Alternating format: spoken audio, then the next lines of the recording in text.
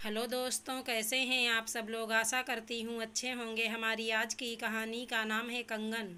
आज सुजाता सुबह जल्दी ही उठ गई। आज घर में बहुत बड़ा दिन था। विनोद की बहन नीलू की शादी थी। विनोद नाश्ता करके शादी वाले हाल की तरफ निकल गया। नीलू भी ब्यूटी पार्लर की तरफ निकल गई। 10 बजे तक सबको पहुँचना था, तो सुजाता जल्दी जल्दी हाथ चलाने लगी।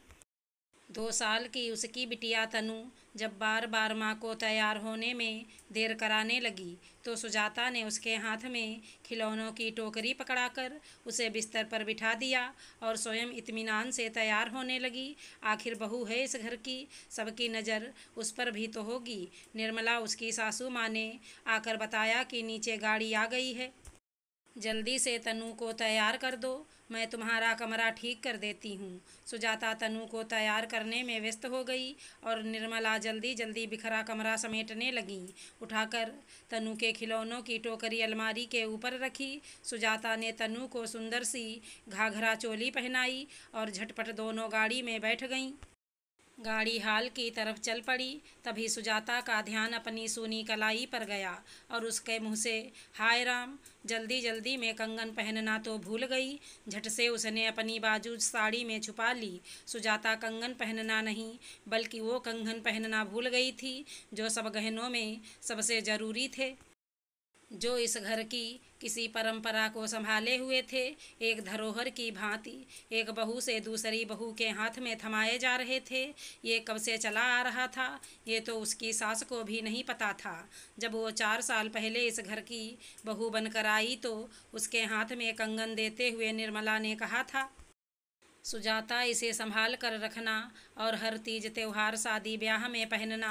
तब विनोद के पापा जी भी साथ खड़े मुस्कुराते हुए बोले थे, हाँ बहू, सास की बात को पल्लू की गांठ में बांध लेना। बहुत ही खुश प्रकृति के व्यक्ति थे। अभी 2 साल पहले एक दुर्घटना में अचानक से परिवार को अकेला छोड़ गए। माँ जी तो बिल्कुल टूट गई थी। सुजाता ही थी जिसने सास को ही नहीं बल्कि सारा घर बड़े अच्छे से संभाल लिया था। जायदाद के नाम पर बस यहीं एक घर और नीलू की शादी के नाम का एक प्लाट खरीदा था, बस उससे ज़्यादा कुछ नहीं छोड़ कर गए थे। विनोद, जो कि अस्पताल में बतौर एक नर्स की नौकरी पर कार्यरत था। पापा के जाने के बाद विनोद के कंधों पर परिवार के अलावा बहन और माँ के खर्चों की भी जिम्मेदारी आ गई थी। मन से शायद इस जिम्मेदारी के लिए तैयार नहीं था, तो गुस्सैल और चिड़चिड़ा सा हो गया था। सुजाता विनोद के गुस्से से बहुत डरती थी, इसलिए पूरी कोशिश करती थी कि विनोद तक कोई तनाव वाली बात ना ही जाए।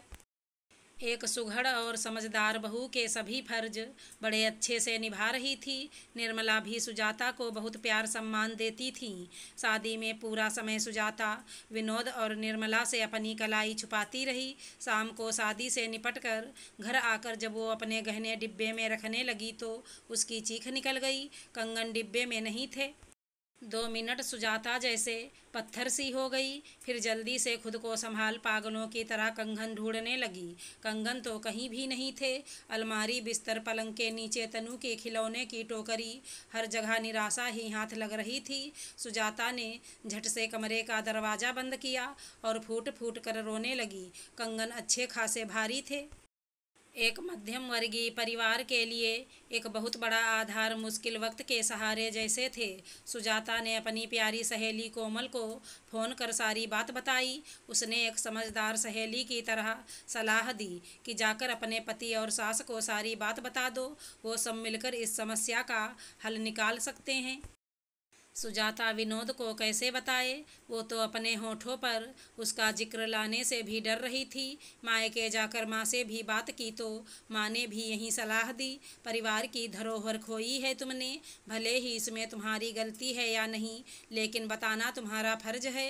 दिन बीतते गए, राज यह सीने में दफन उसे हर वक्त सालता रहा। शादी ब्याह त्योहारों पर कंगन भारी हैं, पहनने का मन नहीं कहकर सासू माँ को टालती रही। पति को बताने का कई बार मन भी किया, लेकिन उसके गुस्सा, चीखना, चिल्लाना, घर में क्लेश, ऐसा ख्याल आते ही उसने खुद को रोक लिया। इसी बीच सुजाता घर खर्च से बचने वाले पैसों को जोड़ने लगी, अपनी छोटी छोटी ज़रूरतों को मारने लगी। इच्छाओं को दबाने लगी। यह जानते हुए भी कंगन खरीदने भर की राशि वो कभी जुटा नहीं पाएगी। फिर भी एक आशा से खुद को बांधे वो सालों आगे निकल आई। बिटिया तनु 21 बरस की हुई तो अपने लिए इंजीनियर लड़का ढूंढ लाई। लड़का ऑस्ट्रेलिया जा रहा था और तनु शादी के बाद उसके साथ जाना चाहती थी। विनोद और सुजाता को घर बार सब अच्छा लगा तो महीने भर में तनु की विदाई की तैयारी शुरू कर दी। शादी के खर्चों के साथ साथ गहनों का भी इंतजाम करना था। विनोद इस बड़े खर्चे के लिए अभी तैयार नहीं था। बिटिया ने शादी का फैसला उसकी योजना से कुछ पहले ले लिया था। माँ ने सलाह दी, बेटा तू चिंता मत कर, हम वो खानदानी कंगन बेच देंगे। तुम्हारा तो कोई बेटा है नहीं जो आगे बहू आएगी। सुजाता ने जब यह सुना तो उसका शरीर कांपने लगा। बरसों से दबे राज का पर्दाफाश होने जा रहा था। गुनाह के कटघरे में सवालों की बौछार में खुद को देखने लगी। जल्दी कोमल को फ़ोन किया कि घर आ जा, आज मुझे तेरी ज़रूरत है। जल्दी से जाकर जमा किए पैसे भी गिनने लगी। 40,000 ही जोड़ पाई थी, पाई बचाकर इतने बरसों में। पैसे हाथ में लेकर खड़ी थी कि तभी जगदीश, जो कि घर की सफ़ेदी पेंट कर रहा था, आकर बोला, दीदी जी आपके कमरे की अलमारी बहुत भारी है, थोड़ा खींचने में मदद करवा दो।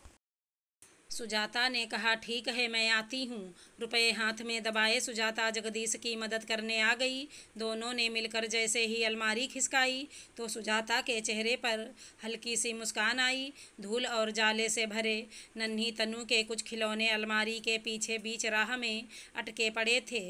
शायद वो उस टोकरी से गिरे थे जो अक्सर वो ऊपर रखकर हाथ से धक्का देकर पीछे करती थी।